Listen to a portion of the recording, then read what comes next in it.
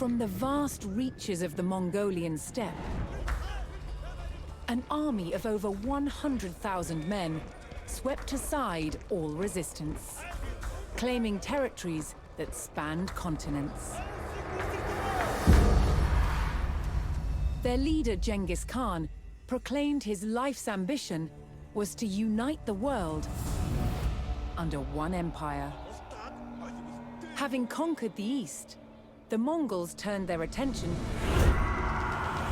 to the West, where they would come face to face with some of the greatest armies of medieval Europe. Would Genghis Khan's legendary warriors finally meet their match?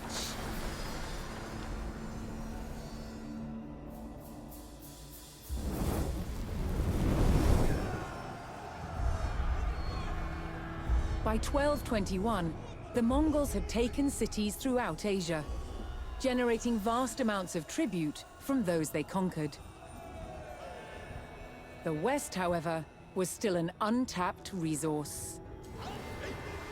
Genghis Khan sent his trusted generals, Jebei and Subutai, to attack Europe.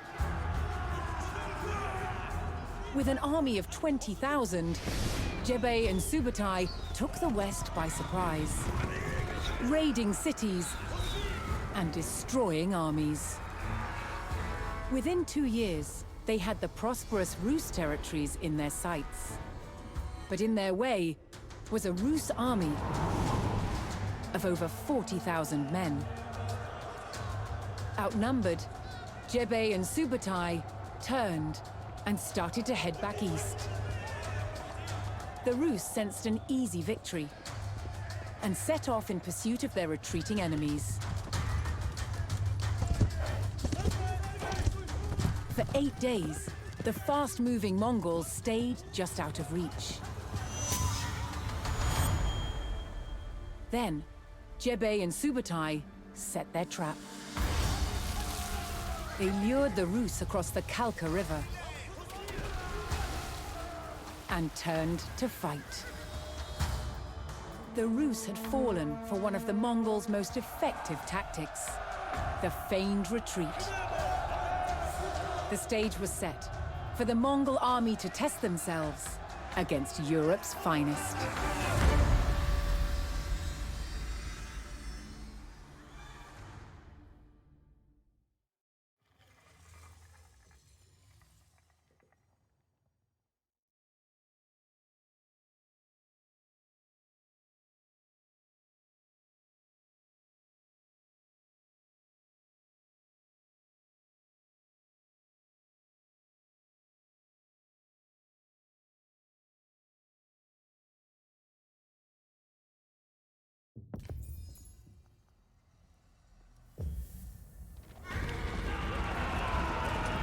The Mongols charged across the European plains, with the fatigued Rus army in close pursuit.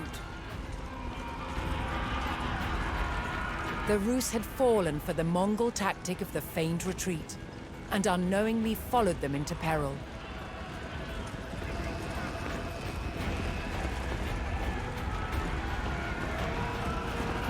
The Mongol general sprung his trap on the enemy scouts.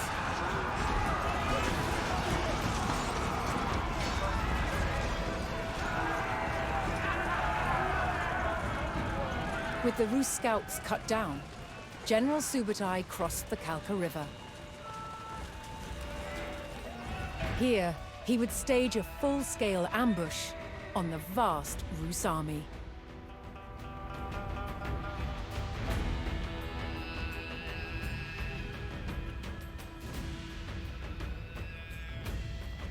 Subutai directed his warriors to split up and lie in wait for the enemy.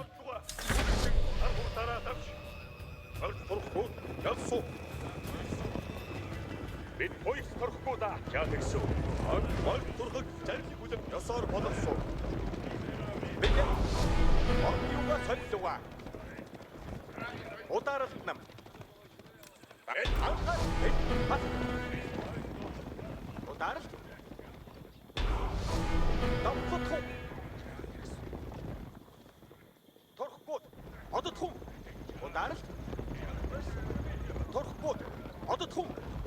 자, 백수. 벨트 앗. 답스통. 답스통. торхбут. Одот통. Жадлагаар болсон. Даруй. For Subutai's strategy to be effective, he needed to spring his trap before the Rus recovered from their long pursuit. Хийнэм.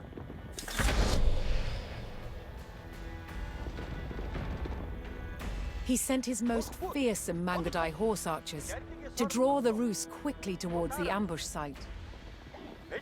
These highly skilled warriors could fire their bows rapidly while riding at speed.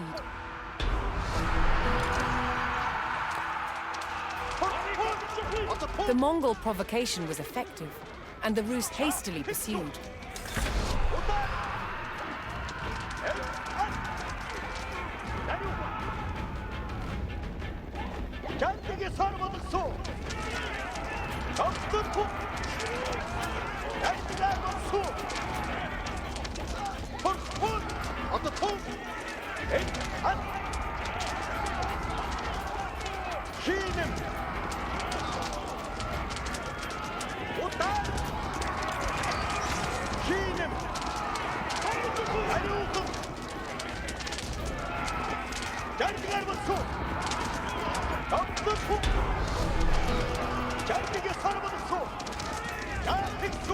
The Rus army had fallen for the feigned retreat and rode straight into the Mongol ambush. With the enemy surrounded, Subutai's battle-ready warriors descended from all sides.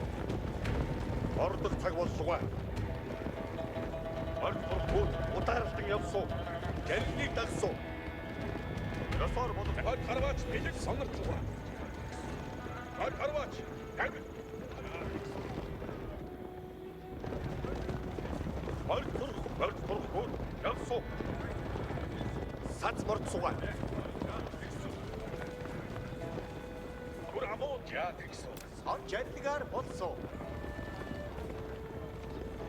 Март дурхаг жарлаг хүлээн бүлэгтэн нар хүртараа давш.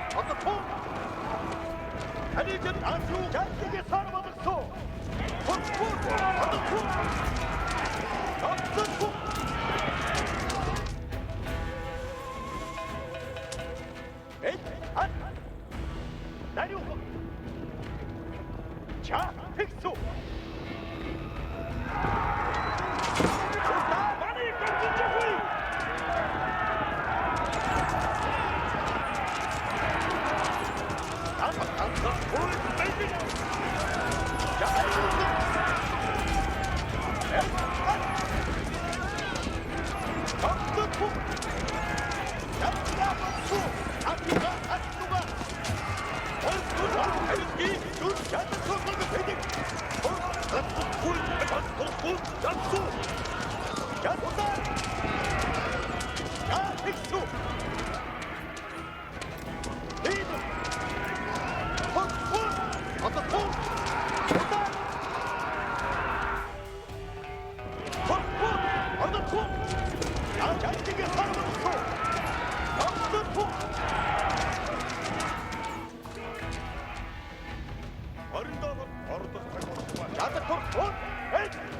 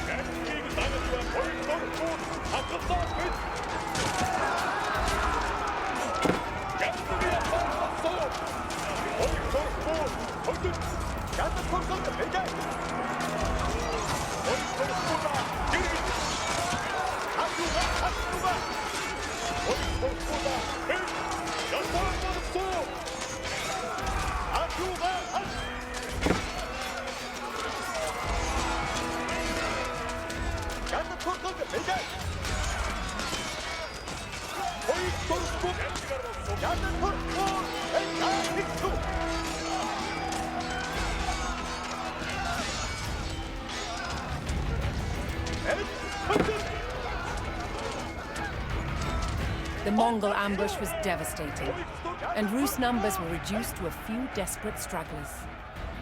Seeing the fate of their comrades, the last Rus encircled themselves in a makeshift fort of baggage carts.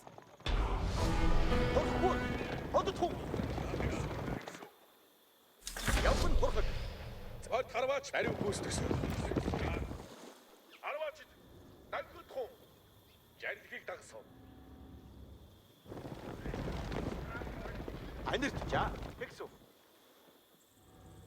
자, 악수가. 악수. 에이, 아. 오따르. 답스통. 보이스토프. 아깝다 보이스토프. 선언. 희는. 대륙. 에이, 아. 보이스토프보다 젠득이 나가지. 젠득이 뭐? 젠득이 서로 받았어.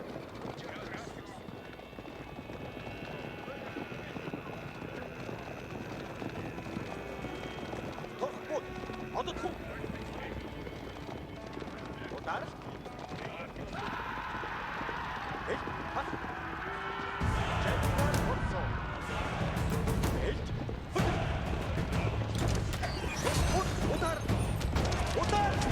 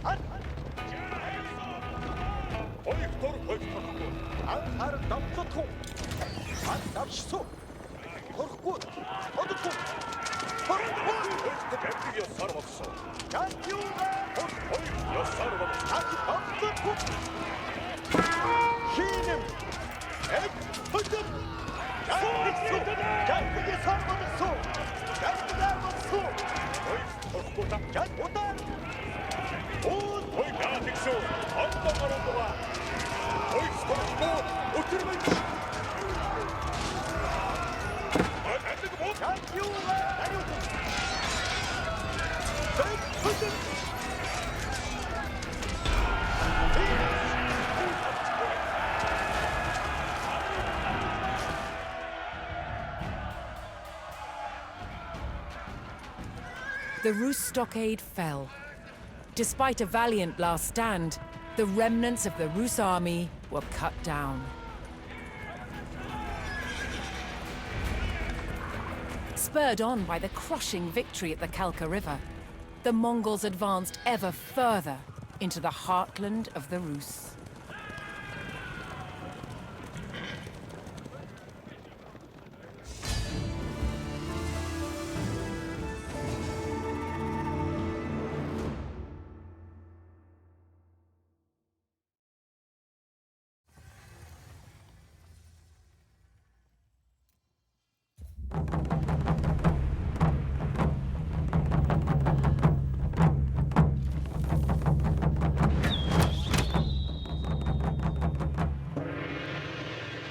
In the noise and confusion of battle, communications were vital. One solution was the use of message arrows. Signal arrows could be used to send messages to your drone troops. Faster than a man, faster than a horse. It was the quickest way to communicate in the heat of battle. Whistling arrows were blunt, and most importantly, they announced their arrival. But they weren't just used to pass written messages. When shot in a volley, whistling arrows could be loud enough to signal to a small group of warriors, telling them both where and when to attack. On hearing the sound, they would gallop in and strike where the arrows landed. However, a much louder sound was required to sound the retreat or to communicate to the whole army. That was the job of the war drums. The Mongols also used gongs, and the combinations of drums and gongs gave the Mongols a wide array of signaling options. We do not know the exact rhythms they used, but basic commands could be conveyed with different percussive patterns. They enabled the Mongols to communicate with their own forces and strike fear into the enemy. They were the heartbeat of the Mongol army.